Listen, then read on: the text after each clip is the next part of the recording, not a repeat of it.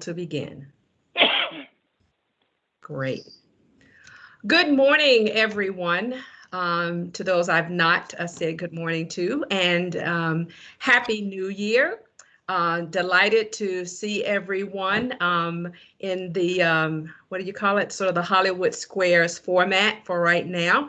But we know that soon and very soon we'll all be back around the table. But nonetheless, the business must go on. So, as I always like to do, and that's to start the meeting by reminding us of our mission, which is to promote overnight visitation that drives economic impact through destination marketing and enhancement of the visitor experience in Elizabeth City and Pasquotank County. So our meeting is officially called to order. Let me just take a moment to again say hello and welcome to our visitors. Delighted that you are able to be with us this morning.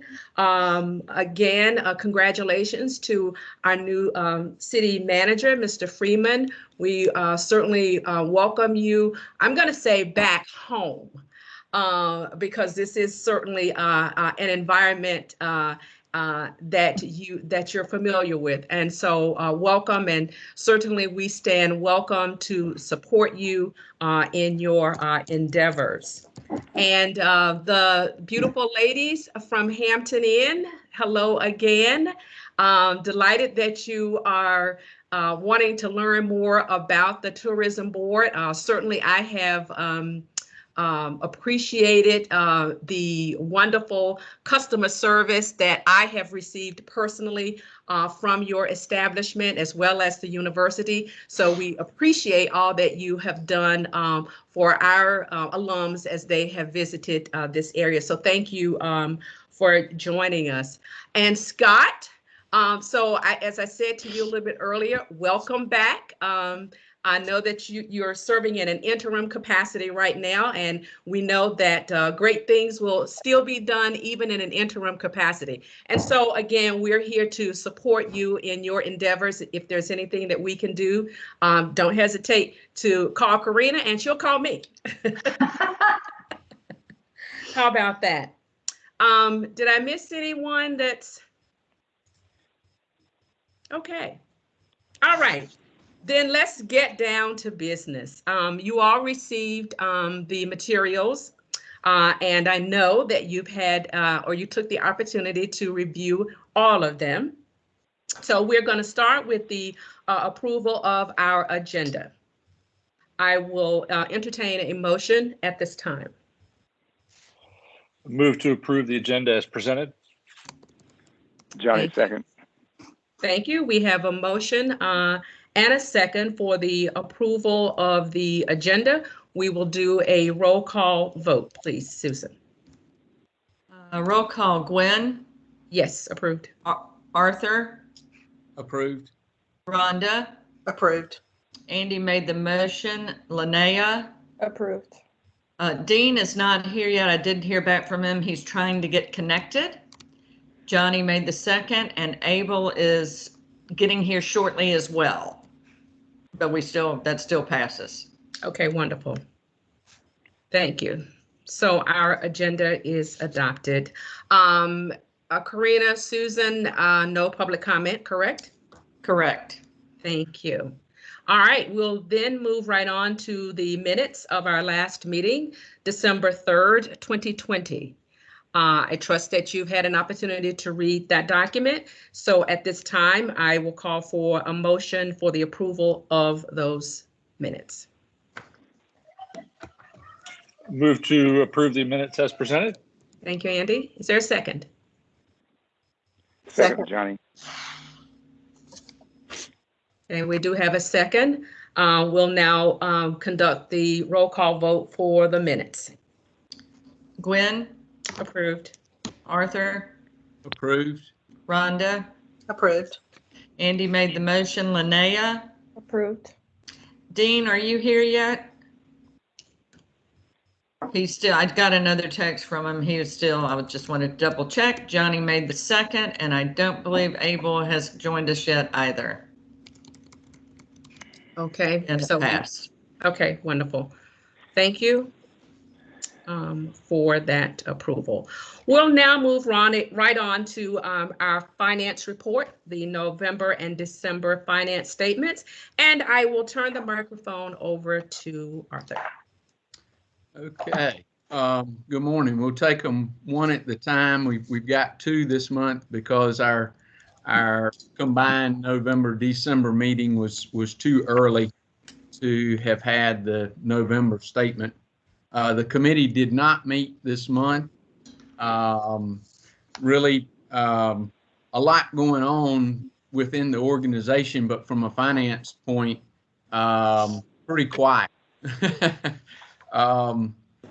And, you know, revenues actually continue to come in above where we projected, certainly well below last year, but better than we projected. We did restart paying our full rent to the museum, but we do thank them for working with us, giving us reductions for periods of time throughout this whatever it is that we're going through, COVID period. And so November, have really no comment. Would be happy to answer any questions. You've all had an opportunity to review it. And if there are not any, I will make a motion to approve the November 30th financial statements as presented. Thank you. Is there a second? I second. I'm sorry, Andy who was seconds. that? Andy? Andy. Oh, thank you. Okay, so we have a motion and a second for the approval of the November finance statement. Any questions or concerns? Okay, hearing none, we will conduct the roll call vote. Gwen, Approved. Arthur made the motion. Rhonda, Approved. Andy made the second. Linnea, Approved. Dean, have you joined us yet? Not yet. Johnny? Yes. And I don't believe Abel has joined us yet either, correct? Don't see him. Thank you. Okay, then our November finance statement stands approved. Arthur? Okay, December, not going to belabor, not much different. Some of you may have noted that we didn't show any health insurance or retirement expense. It just, I think the bill came late in the month, and we'll see it doubled up next month. And the only, I did have one question for Karina. In general, were we able to spend everything that we needed to during, by December 31st for the various grants to be able to take as much opportunity as we could? Yes, sir, we did. There were a few very small things that we have carried over, like our postcard contest with Arts of the Albemarle, but we're okay because in the December 27th adoption of the HEALS Act, it actually extended our deadline with a whopping 2 days left. So we have a whole nother year that we can spend that money now. So the $500 we have left, we've got a whole year. I think we'll be good though. Congratulations. That was a lot of work getting those grants and a lot of hard work to process them that quickly and get the money spent that quickly. We couldn't anticipate that they would give us the extra time. So good work to the staff. Thanks for that. Beyond that, again, I'll open for any questions from anyone else. And hearing none, then I will recommend approval of the December 31st financial statements as presented. I'll second that. And that was Andy, correct? Andy. Thank Yes, you. I'm sorry, it's Andy. Okay, so we have a motion and a second for the approval of the December financials, and there were no questions or concerns. So we will then move to the roll call vote. Gwen, Approved? Arthur made the motion. Rhonda, Approved. Andy made the second. Linnea, Approved. Johnny, Approved. and are Dean or Abel here? Dean is here. Hi, Dean. And do you approve that finance statement, Dean? Yes, ma'am. Thank you. Approved. Abel's here now too, Susan, I think. Oh, Abel, Good morning, everybody. can I get an approval on the December finance statement? Yes, you can get an approval on it. Thank you. Wonderful. Then our December financials stand approved. Thank you so very much, Arthur. And we'll move right into our committee reports. And I know that the committee did not meet, but I do want to offer if you have anything else you need to share at this time. I'll make just one comment as I was reviewing the statements yesterday, just to give us a feel for where we are through the first 5 months of the year, July through November.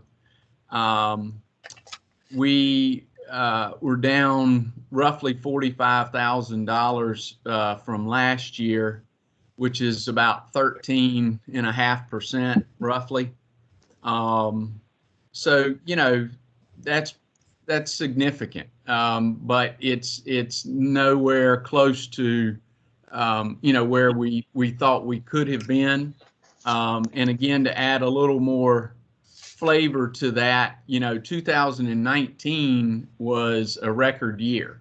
Mm-hmm. So if you go back to the 18-19 year, we're only down $8,000. And if you go back to the 17-18 year, we're exactly where we were for the first 5 months of that year. So, you know, in all, I think that our market is holding up pretty well. And so I think that's encouraging. I think that unless something dramatic, unforeseen comes, that we will surpass our budget by a fair amount, but you know, still painful. But anyway, that would be all of my report. Wonderful, thank you. And we appreciate your attention to our finances, and we know that we will get through all of this, and the end number will be great. Let's now move to marketing. Rhonda? Good morning. The marketing committee met on January 14th. Unfortunately, I was unavailable for that particular meeting, and there are a number of items that were reviewed. I think these are mostly going to coincide with your report, Karina, am I correct? Yes, that is correct. All right. Some good public relations news, and just a lot of work going on by the team at Visit Elizabeth City. So I'm going to wait and allow Karina to share again, so as we don't double on the report. But thanks to the committee who was able to be there, and again, thanks to the staff. Wonderful. Thank you, Rhonda, and thank you, committee. Yes, great work that's going on, and it's all going to make a difference as we move forward. Thank you again. I believe that visitor experience did not meet, but I know that you all have some action items. But Andy, I'll yield to you. That is correct. We did not meet, but we do have a few applications from the city and the county that we'll need to discuss under new business. So we will leave that until then, but thank you for allowing me to present. Absolutely. Thank you. No presentations at this time. Stay tuned for that. And so we'll move right into our tourism director's report. Take it away, Karina. Thank you. I'm looking for my presentation. All right. Well, happy snow day, everybody. Hopefully you can all see my screen. If not, holler. And I will start with some marketing updates. As Rhonda mentioned, a lot of this was talked about at the marketing committee, but one of the grants that we were lucky enough to receive, we were able to purchase this Shop and Dine Pass. Because this grant came through the CARES Act money, we actually have to file monthly reports for it. So I filed all 3 monthly reports, and this is actually a snapshot of our final report that's due. So we created 40 posters, distributed them to all the participating businesses. We created a wrap card, and again, printed, distributed those, passed those out to raise awareness of the Shop and Dine Pass. We were able to do some pretty significant paid media, both on Google, pay-per-click advertising, also a retargeting campaign, and that has been the most effective retargeting campaign we've done. We averaged a CPC, a cost per click, of only 15 cents and earned over 7,000 clicks to our website. So crazy effective. Very happy with that. We also did a Facebook campaign, again, more dollars from the grant program. All of those programs drove to our website, and in just 5 weeks, we had almost 13,500 page views, which is just of that one page. And this is super fascinating to me. People were on that page for over 3 minutes, which is well above the average length of time that people typically spend on a website. So that means they were really consuming that content, reading about the participating businesses and more, which is very, very encouraging for this program. Overall results, again, this is only 5 weeks, so it really kind of is a snapshot into what we can do when we do these programs for a longer period of time. We had 39 participating businesses, 439 unique pass signups, and of those signups, this pie chart, which may be a little hard to see, is a breakdown of the metro areas where those people were coming from, which again, about 40% from our local metro area, which is absolutely to be expected. But I was really happy to see 18% from Richmond, 10% from Greenville, New Bern, and Washington, et cetera. So we had a pretty decent spread of people signing up for this pass. And of those people, 378 opted in for our emails, 391 checked in at the participating businesses, and there were 38 coupons redeemed. So super successful, very, very brief program. And we look forward to, we have this technology through next December. So we look forward to continuing to work with our partners and use this technology on their behalf. Moving ahead to public relations, and again, this was additional grant money. This was the grant money from the county. We did, I'm not going to read through all this, but we did 3 major buckets of work with this national caliber public relations firm. We did the creative Calling All Elizabeths. We did a really cool curated Made in Elizabeth City package that we sent to some journalists who said they want to come here. And then kind of ongoing news bureau work, which is where the agency fits Elizabeth City in with other pitches that they are doing. As a reminder, Calling All Elizabeths was phenomenally successful. And in total, we saw 15 media placements in top tier national publications talking about Elizabeth City. And then the News Bureau, that's where we saw our, Forbes 5 idyllic small towns to visit in 2021, the BuzzFeed piece, et cetera. And that came from the PR firm pitching us to these publications. So that was 4 additional, again, top tier national media placements. The Made in Elizabeth City packages, that was all shared on social media. So lots of social media impressions. And again, almost all of these journalists have indicated interest in visiting us when it's safe to travel or when the weather's nicer and we don't have snow on the ground. So we still have ongoing, hopefully future coverage from this program. And looking at these results in their entirety, which for a short 3-month period, this is super, super impressive. 19 media placements, so it's 19 different publications that wrote about Elizabeth City. 27,000+ social media impressions, over 400, almost 432 million media impressions. That's the number of times it could have been seen by different people. And the really big number that I will caveat and say, it's truly difficult to do an actual apples to apples comparison of what public relations is worth compared to paid media. But if you could compare the two, we received or earned over $8.5 million worth of advertising equivalency for a $20,000 3-month campaign. Absolutely phenomenal, top notch, and I just couldn't be happier with these results for our town. So super excited about that. That is some of our past work. So now I'm going to talk really quickly about our new program, the Coast Guard Half Marathon. So it launched actually a week ago today.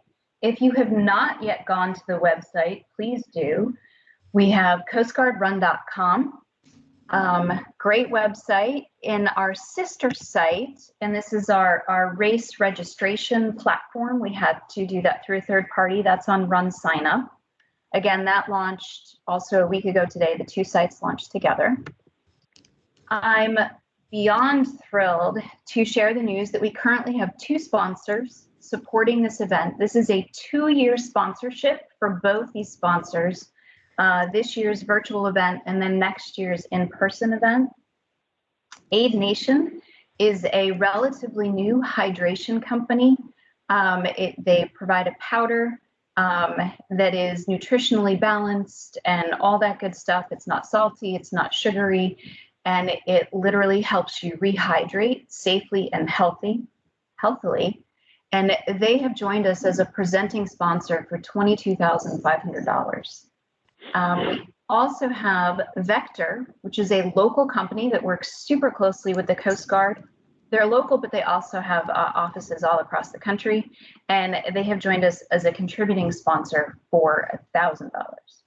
And one other person we forgot to put on this slide is our co-host, Virtual Running Club.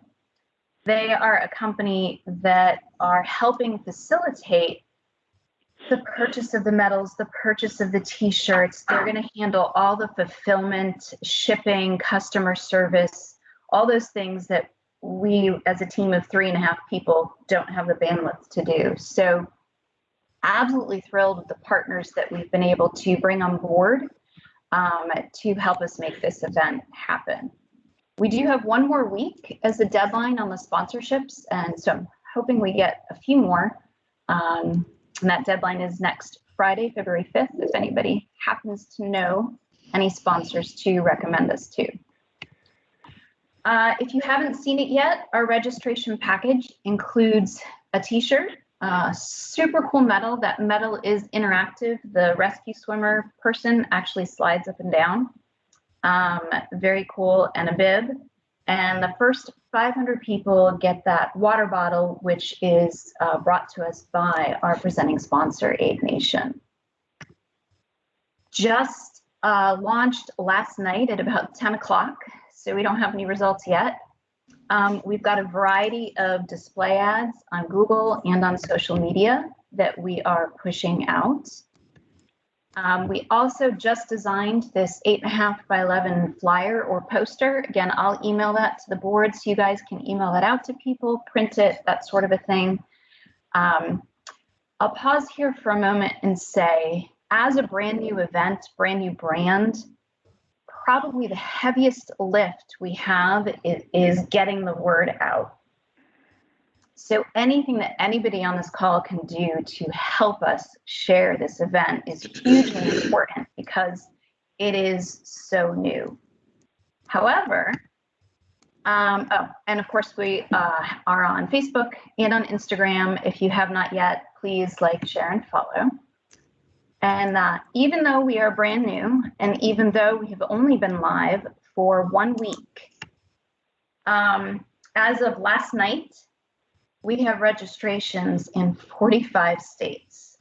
I just am beyond thrilled at this success already. That is 45 states that are now hearing the name Elizabeth City, North Carolina. Those states include Hawaii and Alaska. There are Coast Guard bases there.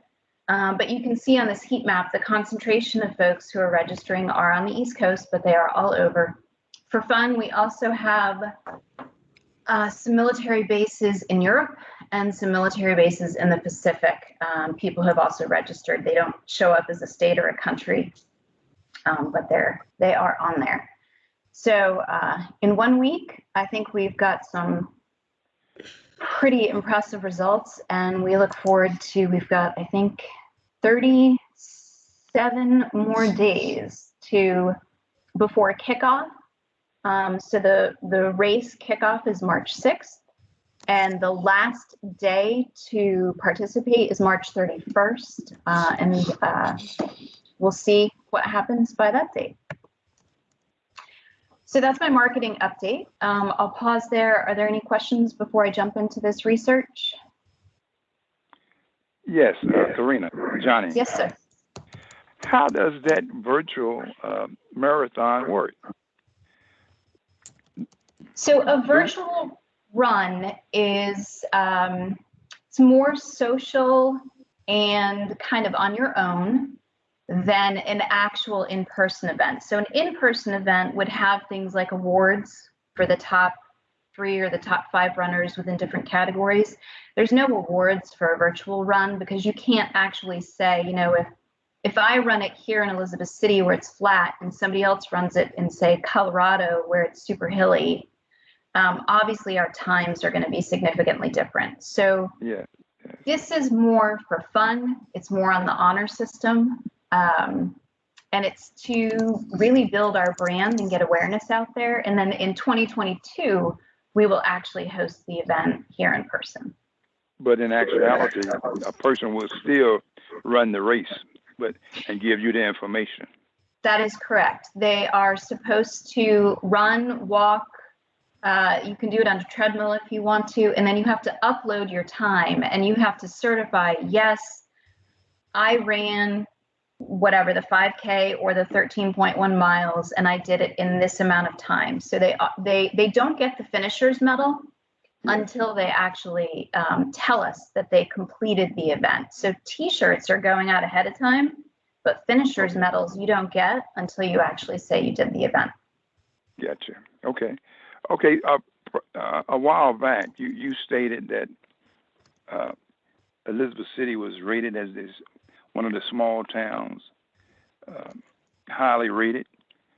Mm-hmm. And I think you stated that there were media outlets that, I guess, some of those were kind of outstanding outlets. I think you gave a number of 20 something maybe media outlets that's been promoting Elizabeth City. What was the number on that? Can you recall? We were in today. Yes, 19? we were in 19 different top-tier publications like the New York Post, Fox News, Travel and Leisure. Okay. And within those publications, in part because they're on digital platforms, there were over 431 million impressions. So 431 possibilities that a person could read about us. Okay, well, could send me email me a copy of those outlets if you don't mind. Yes, sir. They're yes. Okay. Thank you. Any other questions? Cool. All right, I will quickly go through some research. This is, for those of you that are new on the call, we've been looking at this research since April of last year. This is national research produced by Tourism Economics. So it's looking at the entire 50 states, the entire country. Obviously, the year 2020 was not a pleasant year for the travel industry. And I want you to remember this number. The United States lost or saw about a 42% decline. That was the average over the course of the year 2020. That's a really low number. The good news is, and there's actually a fair amount of good news in this research, the very last week of the year was actually only 27% below. So at the national level, we are starting to climb out of the trough that the pandemic has pushed us into. Looking specifically now at North Carolina, you can see the visual representation of these numbers is pretty similar. And this is also loss in travel spending, so total travel spending by visitors. North Carolina actually looks like took more of a hit in the latter half of the year than the country did. And now we're going to look specifically at Elizabeth City and Pasquotank County. And again, you can see March, April, May, June in particular, those visual representations, those losses are almost identical, whether at the national level, the state level, or the local level. But what I really want to call out here is the month of December, we actually earned $61 more in occupancy tax this December than we did last December, which, as Arthur pointed out, was a record-breaking year for us.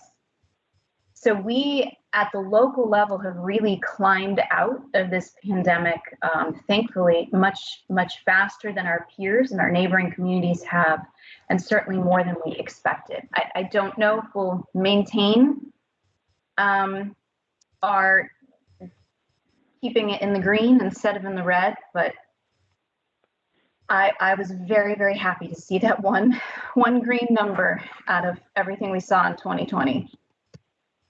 And this is, again, just a reminder, a comparison of our actual revenue collected. The blue line is 2019, our record-breaking year, and green is 2020, again, significantly below 2019, except in December where we catch up.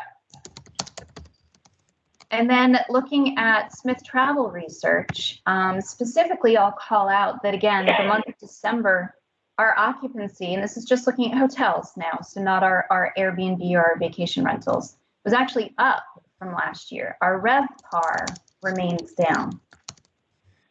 And then if we look below at the year-to-date numbers, you'll see our RevPAR for the entire calendar year 2020, we were down about 24%.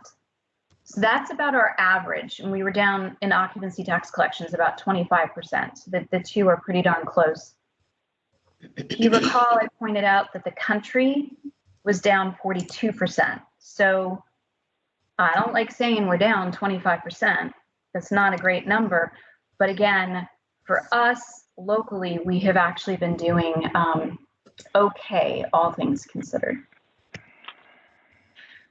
Jumping into travel research, we've again been looking at this research since April. This is asking travelers, how do you feel about travel? What do you think? That sort of thing. Coronavirus still significantly impacting people's decisions if they should or shouldn't travel in the next 6 months. But good news is the vaccine is having a huge impact on if and when people will travel. So this is very good news for us, for the whole country. 91% of travelers miss traveling. Huge positive number. That means there's major pent-up demand for people to want to get out and travel.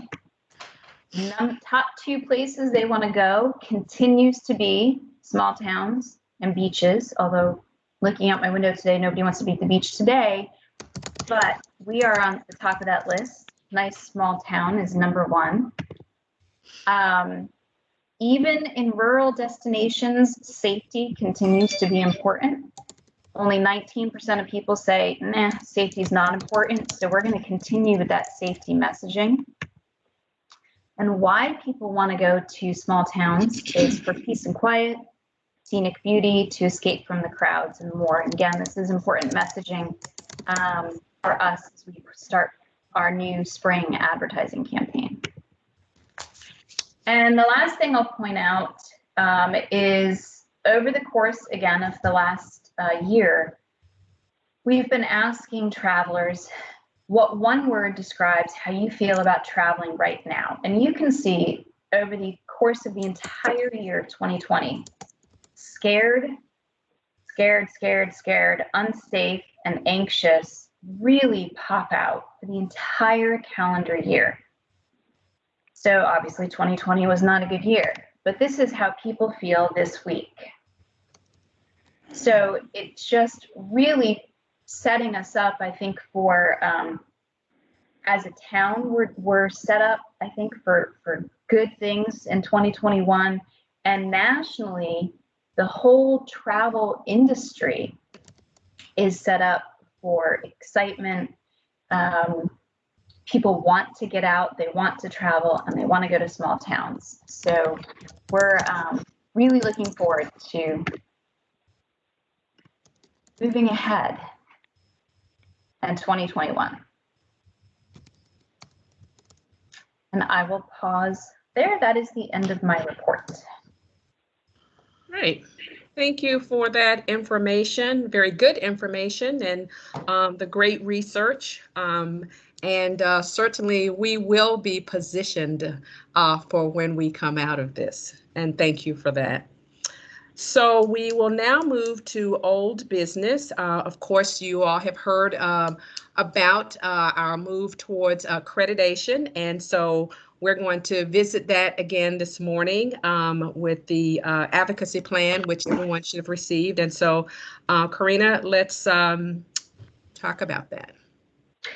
Sure, and I'll just highlight quickly again, we started accreditation with the intent of finishing it by December of 2020. But as Arthur pointed out, when we got all of those grants in September, October, and November, we literally had to shift everything we were doing to focusing on the grants. So accreditation did get bumped a little bit to the back burner, but this is our last big plan that we need to pass, and then there's a few more small things. So as soon as we get through the Coast Guard run, accreditation is going to become a top priority because we're about, I think, 85% of the way through. So we really want to wrap that up.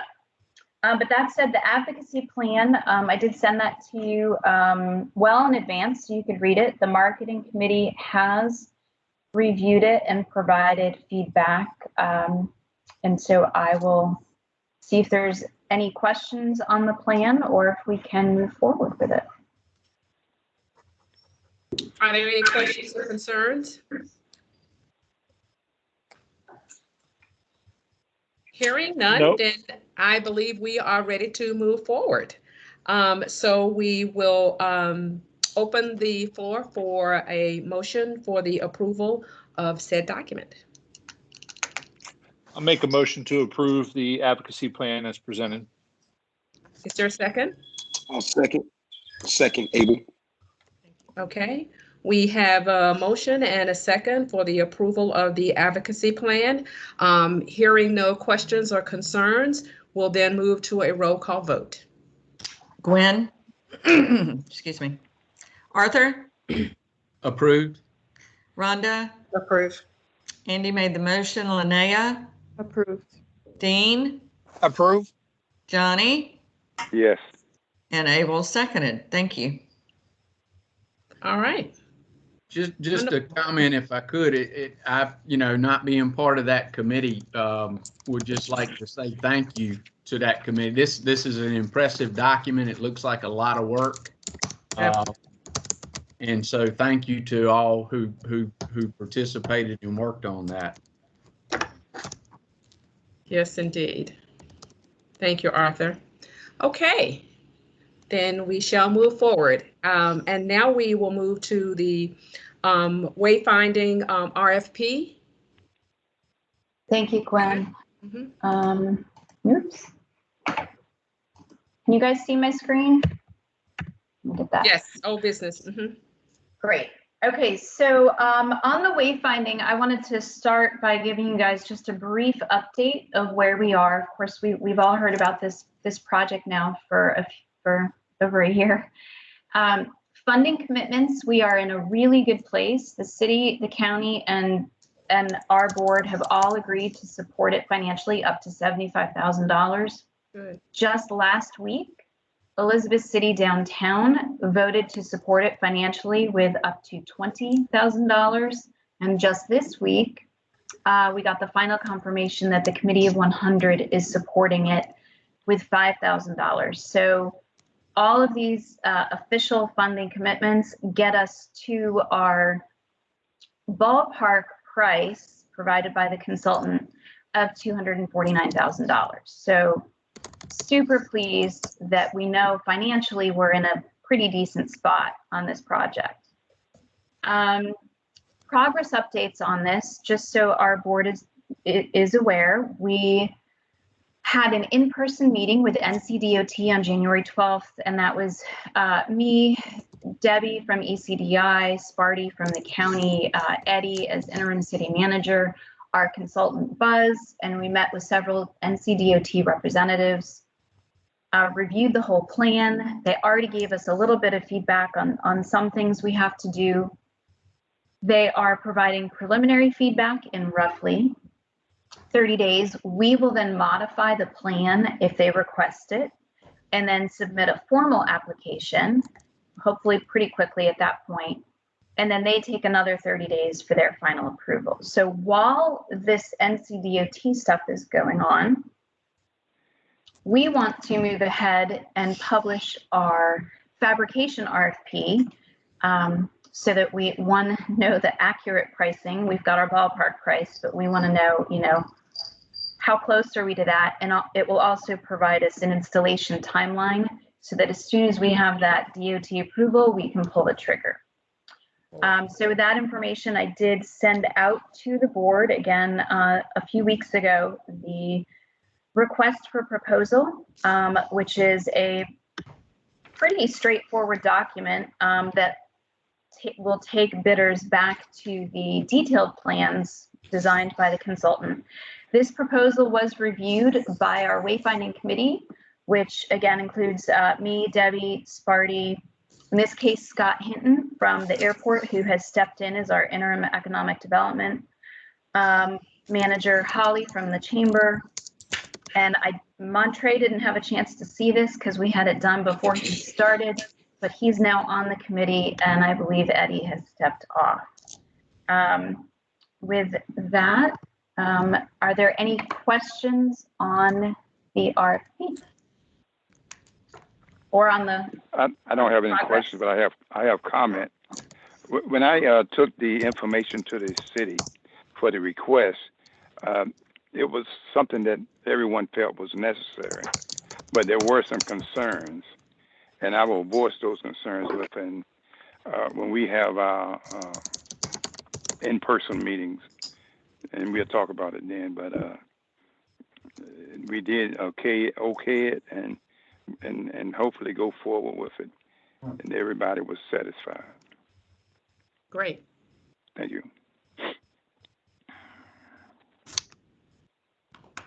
Thank you. Okay, so Karina, are we ready to take action? Yes, Very please. good. Then I will open the floor for the for a motion for the approval of the wayfinding fabrication RFP. So moved. This is Rhonda. Is there a second? This is Andy. I'll second. Thank you. We have a motion and a second for the approval of the wayfinding fabrication RFP. Any questions or concerns? Hearing none, we will move to the roll call vote. Gwen, Approved. Arthur, Approved. Rhonda made the motion, Andy seconded, Linnea, Approved. Dean, Approve. Johnny, Yes. Abel. Approved. Thank you. That's everybody. Wonderful. The RFP stands approved. Great. So now we will move to new business, and Andy, I believe you're up. All right, thank you. So we actually have two, correct me if I'm wrong, Karina and Susan, but we have two basically identical applications, one from the city and one for the county, requesting funds for the wayfinding project. Those amounts are an up to amount, correct? Up to 75,000 based off Correct. what the RFP reveals. So the recommendation is to move forward with these applications and allocate that money. So with that, I will make a recommendation that we approve the city's request for their funds. Johnny, second. Okay, thank you. We have a motion and a second for the approval from the city. Any questions or concerns? Hearing none, we will conduct the roll call vote. Gwen, Approved? Arthur. Arthur, Approved. thank you. Rhonda, Approved. I believe Andy made the motion. Linnea, Approved. Dean, Approve. Johnny seconded the motion, and Abel. Approved. That's everybody. Wonderful. Thank you. The city's application stands approved. That leaves us, sorry, Gwen, that leaves us with the county's application for the same amount of funds from their pot of tourism dollars. I make the motion to approve that request to allocate those funds. Second. Okay, we have a motion. Yes, we have a Thank you. motion and a second for the approval from the county for those funds. Any questions or concerns? Hearing none, we will move to the roll call vote. Gwen, Approved. Arthur, Approved. Rhonda, I believe, made the second. Andy made the motion. Linnea, Approved. Dean, Approve. Johnny, Yes. and Abel. Approved. Thank you. That's everybody. Wonderful. That application stands approved. Okay, Karina, we'll turn this back over to you for the Paycheck Protection Program application. You all received this information, but Karina, if you can present it, and then we'll take action. Yes, ma'am. And Arthur's raising his hand, so I'm pausing. Oh, it's Arthur. Okay. I have one question or comment. Johnny, this is Arthur. You know, this project is moving right along, and I totally understand that I'd rather be in person. You know, when you have items to, you know, to really discuss. But I mean, if the council has any thoughts or concerns regarding this by the time we get together next month, I mean, all of this is rolling. I mean, can you share with us at least a highlight of what any potential concerns might be? Oh, no, they were not trying to stop it from rolling. We just had concerns, and, you know, they think it's a positive move. But, you know, I think I will pick the time to give you the information. Well, all of this is getting, I mean, we're approving it as we speak. It's going out for bid. If there are any concerns or suggestions or anything of that nature, I think the sooner that we know that, the better for the project. But it's nothing to stop the project, Arthur. No worries. No worries. Nope. Thank you.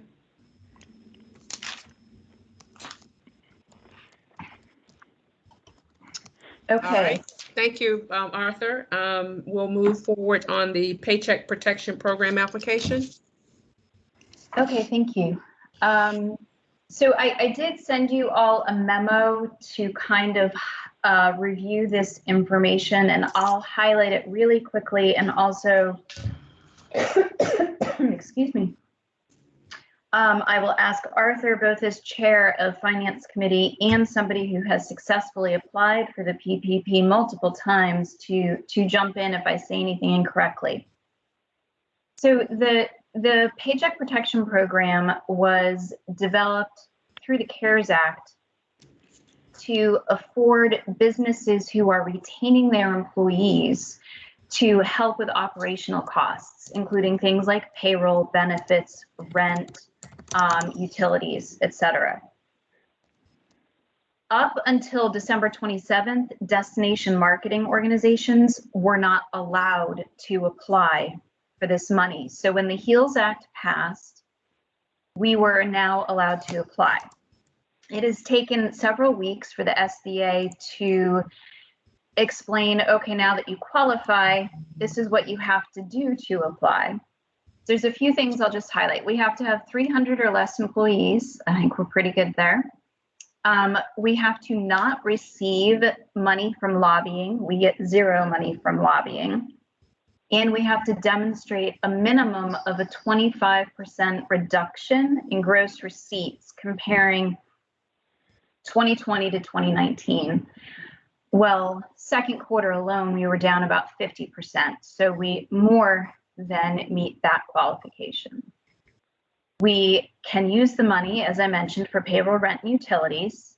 And we have to retain our employees throughout this program. And we have no intent of changing our staffing. So in terms of a qualification standpoint, we hit all of the requirements.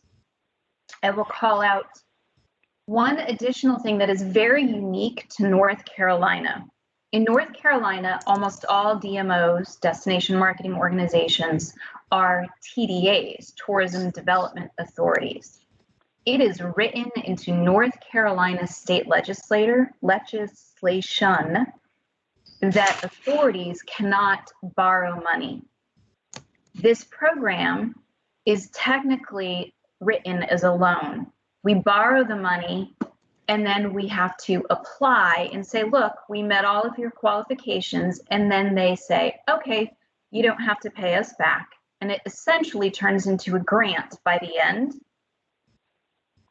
But there's that whole beginning part where it says we can't apply for loans.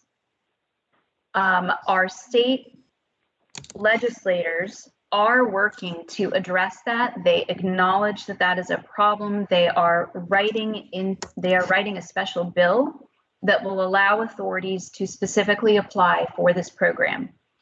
So they are recommending that we go ahead and we apply because the application process can be lengthy. And by the time we apply and are approved, hopefully that bill will be passed and all will be good. If for some reason the bill doesn't pass, then we will have to decline the money. So I wanted to share that with the board because that is a very unique nuance that is only affecting those of us that are within the state of North Carolina. That said, I am recommending that we go ahead and apply for this funding. It would give us approximately $41,000 in operational money, which would be huge. It would allow us to boost our operation funds back up. We would not have to spend it on marketing like all of the other grants we received. And I would like to move ahead with that application, knowing that we have to obviously wait for that bill to get passed to actually receive the money. So with that said, I am requesting a motion that is something to the effect of the language on the screen, that this funding is essential to our continuing to operate at our standard level of work and programs because we have lost significant revenue in the 2020 calendar year due to COVID, and to authorize the executive director to move forward with the application. Arthur, I went over that really fast. Go ahead, Andy. I was going to make the motion and just move this forward. Well, thank you. Yeah. And I was going to. I'll second. Okay. Okay, so we have a motion and a second for the, to move forward with the Paycheck Protection Program application. Are there any questions or concerns? Yes, Johnny. Okay, Johnny? Karina, how many employees are we talking about? We have 3 full-time and 1 part-time employees. Okay, so the monies will be for the salary and the different things like the utilities.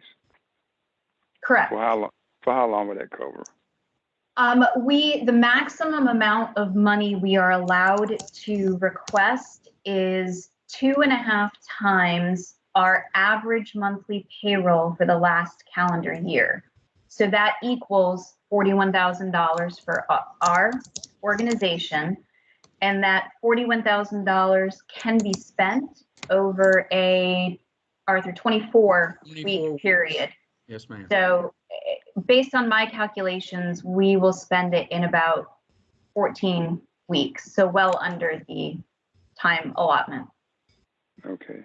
Well, in the reading, I saw where this grant is dealing with a company that's dealing with no more than 300 people. Right, yeah. Is there another grant out there possibly for someone with more than that? Would you know? I'm sorry. Would you know that information? So the 300 person limitation is specific to destination marketing organizations. There are other small businesses or businesses in general that can actually apply for this program if they have up to 500 employees. These are rules that are specific to us. Is that what you were asking? Yeah, yes, it is. Yes. Yes, that helps me. Thank you. Okay, any other questions or concerns? Hearing none, we will move to the roll call vote. Gwen, Approved. Arthur made the second. Rhonda, Approve. Andy made the motion. Linnea, Approved. Dean, Approve. and Abel. Approved. Is that everyone? Okay. Yes, that's Yeah. All everyone. right, I'm so sorry. then we Yeah, I can don't think move you did. forward. I'm sorry. Susan, Yes. I think you need Johnny. Yes, Did I skip you, Johnny? no problem. How I thought about it. Johnny? Yes. Thank you. How you miss me in a meeting? I don't know. Okay, so then we can move forward. Thank you very much for bringing that to our attention, Karina. So we have concluded all of the items on our agenda. We will move though to other business. You all know that we do have a new board member, Barry Overman, and he will be wanted to join us today, but had a conflict, so he will be on board in February. And Karina and I will have an opportunity to meet with him, chat with him prior to that meeting to provide an orientation, if you will. I don't know if our city manager is Mr. Freeman still on. I'm still here. Wonderful. Just wanted to give you an opportunity to share anything you'd like to share with this group at this time. Thank you so much. I really appreciate you all making me a part of this conversation. Let me first start off by thanking you for inviting me, and then let me follow that by thanking Karina for her steadfastness in keeping me informed about the happenings in this group. I really appreciate that information, and I look forward to it. I think that the wayfinding project is going to be amazing, and I love the signs that are coming in that. Um, the only suggestion that I would like to keep in the narrative is that when we talk about the wayfinding project, that we look at trying to get what the cost would be to add a technology component to it, because for me, when I travel, I just go to my phone and tap and tap, right? So I don't necessarily want to go to a location and read a map, but my parents, right? My dad's gonna want to go read a map. And him and my mother still loves to travel, and they're both graduates of Elizabeth City State University, so they will be coming to see what all the growth is all about. And quite frankly, as my dad said, I'm coming to see what you're doing, son. And so I think we definitely need to keep the map in the kiosk. That's that because there are a lot of people who want that. But I know in my generation, and my 9-year-old, her first question is going to be, Dad, where's the app? And why can't I just scan a QR code when I go there? Because I don't want to stand there, and I'm not taking that map with me. But I'm of the same vein, so I just know that when people do travel, having that piece of it, to be able to access it before I get there, is big for me. So I will go and do the research before I travel, or at least if Wise or Waze, depending on how you describe it, on my iPhone is telling me I'm 30 minutes out, then I'm yelling in the back seat, telling my daughter to pull it up and let's see where we're going. So I just want to keep that as a part of the conversation and see if we can keep it in the quote. Prayerfully, it comes in under the amount of money that all the entities have allotted, and we can get it in the quote. But other than that, please keep doing what you're doing. I love the direction you're going in, and I'm so thankful and grateful and humble to be here to serve you. Thank you so very much. Hey, Gwen, would you mind if I addressed the digital question really briefly? Of course not. Thank you. So Montre, that's a super great suggestion. And just so our board and everybody knows, we did ask our wayfinding consultant what a ballpark digital component would be. And he said they start at about $50,000. And so after a brief heart attack, Debbie and I chatted about alternative ways that we may be able to address that digital component, including a Google Maps program that we've been working on in tourism for 2 years now, the Shop and Dine Pass, which of course you're brand new, so you don't know about, and potentially some other elements that we already digitally have access to. So Debbie and I were hoping we'd love to meet with you and anybody else who wants to, who has ideas on the digital, because completely agree that the younger generations are going more digital and the older generations are more tactile. And so we need to merge both.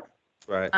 And we also have to do it in a platform where our users have already adopted the technology. And so Google Maps is a great way to do that. So we'd love to continue the conversation. Just want to let you know we have chatted about it, and absolutely probably won't move forward with the $50,000 edition because I think that will bump us over our allotted budget. Right. I will say though that I love free, and we know that Facebook, Instagram, Twitter, and Snapchat are all free. So yeah, let's definitely continue that conversations, because I believe now, being a Generation Xer, that we have ushered in enough technology that we can get the same impact without the without the cost impact. Very good. Thank you so very much. Scott Hinton, anything exciting going on in your world that you would like to share? Is Scott still with us? Oh, I'm still with you. Let me Okay. turn my camera on. So I will tell you that the airport just got its biannual economic contribution study returned from the North Carolina Division of Aviation. The study is completed by NC State. It takes in data from all of the jobs at the airport, including the Coast Guard. And the direct, indirect, and induced economic contribution out here is $480 million annually, supports a payroll of $125 million, and local and state tax revenue of $9.5 million. And so for the folks, the short takeaway from this is, whether you use the airport or not, it absolutely benefits everyone in this community because those are huge numbers. Statewide, aviation is responsible for 61 billion, but to have $500 million right here in this in our little town that people want to come visit is a huge number. So you can't overstate the importance of the Coast Guard and what goes on here. So that's probably the biggest thing. I mean, That's pretty big. that's Thank you. pretty big. So yeah, and I've got a quick 10-minute presentation and a longer 35-minute presentation. I'm actually giving it tomorrow morning at the morning Rotary meeting. On that, it's a PowerPoint. So if anybody wants that or wants me to give that presentation that gets a little more in depth about what aerospace and aviation is and what it means to the state of North Carolina, I'd be happy to do it. Wonderful. Thank you. Greatly appreciate that. Okay. Is Debbie? I am here. Thank Hey, you. Debbie. Hello, good morning. Good morning. What's going on? Lots of stuff is going on in downtown. Our board meeting had our board had our meeting last week, and I want to report that a majority of the public art bike racks have been fabricated and they are primed. We're in the process of distributing those to the artists to have them creatively painted, and then we'll work with the City Public Works Department to get them installed throughout the downtown area. Depending on the COVID situation at the time, we will decide on what type of unveiling or celebration we'll have for those bike racks. The downtown discount cards are available for purchase. We have discounts from 32 businesses on the cards. They are $5 each. That's a fundraiser for Elizabeth City Downtown, the nonprofit. There are over $500 in discounts on the at various downtown businesses. The Tar Wheel Cycling event has been scheduled for April 10th. We are working on the organizational details and should have the registration officially open soon, and we will work to ensure that is a COVID-safe event. Construction progress is being made on the Seven Sounds Brewery project on Water Street. Just to remind everyone, that is a $4 million plus investment in our downtown, and it takes a blighted building and creates a valuable asset and improves our tax base, as well as brings lots of spending dollars into downtown and visitors, and will improve our sales tax revenues as well. New businesses are still opening or expanding in downtown. Two Souls Wine Bar has received all of their local approvals and their certificate of occupancy. They are waiting on their ABC license, and they're shooting for a February opening. That is a retail space that has been completely transformed. I don't have a dollar amount on that investment yet, but I will say that it is a hefty investment. Sanctuary Design Company and Glitter Beauty Lounge recently announced their respective relocations or expansions to a new downtown location on the corner of Main and Poindexter. The renovations and restorations to the 3 properties on Fearing Street, 604, 606, and 610 continue. That project received a $20,000 city business improvement grant. That project is an investment of over $400,000 in our downtown that will result in 3 up-to-code storefronts and 3 additional apartments, and more significantly, well, not more significantly, but a restoration of one of our historical assets. That particular property has also been granted a portion of the National Main Street National Park Service grant from the National Facade Program. Our downtown was selected to participate in that out of 12 Main Street communities nationwide. So once that project is complete, we will get some local economic benefit as well as some national attention for that historic restoration. Karina and I participated in a casual interview on the rooftop deck of Weatherly Lofts last week with Chris Whitehurst, who is a local realtor, and he does little segments on what's going on in Elizabeth City. And this particular one, he focused on downtown and tourism. And in that 10-minute video, we talked about a lot of things. We probably could have talked an hour. As you already know, I can talk a long time about downtown. But one of the things that we pointed out in that video was all of the attention that we have been getting recently nationally. But from a downtown perspective, and I repeat this all the time, in the 5-year period from 2015 to 2020, there's been over $104 million in public and private investment in the downtown central business district. And from the fiscal year 12-month period, July 19 to July 2020, there was over $14 million in public and private investment in the downtown central business district. It happens in big projects and it happens in small projects, but most people don't recognize the major investment that's happening, not only downtown, but throughout our city. And it's really exciting to see. And with that, I will wrap up and thank you for allowing me to present. Wonderful. Thank you, Debbie, and thanks for that great update and all that you do for the city of Elizabeth City. Thank you. Is Holly? Holly wasn't on, no, ma'am. Okay. Okay, great. The ladies from the Hampton Inn. Ashley and is it Rowena? Mm-hmm. Correct. Okay.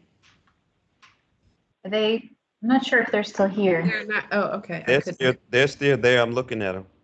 Okay. I'm okay. Oh, that's funny. I can't see them. I can't either. Yeah. Okay. Well, I just wanted to know if they wanted to share anything, any news. Hi, sorry about that. I was doing some other work here. Hi, I just want to thank you all for giving us the opportunity to join the new general manager here at the Hampton and Elizabeth City. So it's great to see you all and to meet you. And we look forward again for the next meeting. Wonderful. Thank you for joining us. And I believe Michelle. Good morning. Good morning. I'll just do a couple updates about Elizabeth City State University. We, after adjusting our spring academic calendar, we started classes on Monday. So we would be in the 4th day of classes, but we have a snow day today. But did want to let you all know, in returning our students to campus, we did require that all students have a negative COVID-19 test that was taken within 72 hours of their arrival. If they didn't have a test result, we actually conducted testing on site. So in the 5 days of move-in, we moved in around 730 students, and we tested 424 prior to their move-in to the residence halls. So we did quite a bit of testing. We were very blessed that of all the students that moved in, we only had 6 students who tested positive. So 4 of them we sent home to quarantine off campus, and 2 of them we put in isolation here due to some of their extenuating circumstances upon their arrival. We also screened and tested commuter students as well. So that way, when they come on campus to take classes in person, we also made sure that they had the opportunity to be screened and tested. So, so far things have gone well, and we're still continuing with our blended learning model. So 40% of our classes are online, an additional 30% are hybrid. So they're partially online and partially in person, and then the remaining 30% are in person. So God willing, we'll have another great semester like we did in the fall and be able to continue throughout the spring in person and on campus. So things are good here at ECSU. Thank you. Thank you. Is Paul still with us, Paul? Anything you'd like to share? Nope, I'm good, thank you. Okay, well, thank you for joining us. Okay, did I miss anyone, Karina? Well, let me just open the board members. Any announcements that you have, anything you need to share or like to share? This is Dean. Just a quick update on the Seven Sounds Brewery. The final equipment is manufactured. It should be shipping here probably within the next few weeks on its way to Elizabeth City. Also, Seven Sounds t-shirts are for sale. So if any of you want to contribute to that $4 million project, 1 t-shirt and sweatshirt at a time. Thank you. All righty. Thank you, Dean. Anyone else? Okay. Karina, do you have any parting words? Just thank you very much again for, I know our meetings, especially the roll call voting, gets onerous. So hopefully we will eventually get to meet in person and see everybody's faces, but I really appreciate all of you and reading all the materials. And I will send you again the Coast Guard poster and that interview. Thank you, Debbie, for reminding me of that. So you guys can watch it. Please share and share that Coast Guard event, because we want to keep getting the Elizabeth City name out there nationally. Thank you. Great. Thank you, Karina. Susan? I'm good. Thank you, everyone. Okay, wonderful. Then if there are no other announcements, and without objection, we stand adjourned. Enjoy your day. Thank you. Thank you.